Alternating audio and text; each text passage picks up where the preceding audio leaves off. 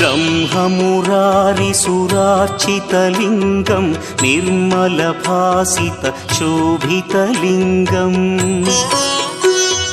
जन्मज दुःखविनाशकलिङ्गं तत्प्रणमामि सदा शिवलिङ्गम्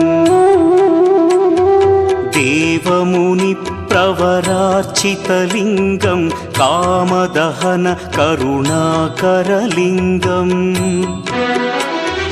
रावणदर्पविनाशकलिङ्गं तत्प्रणमामि सदा शिवलिङ्गम्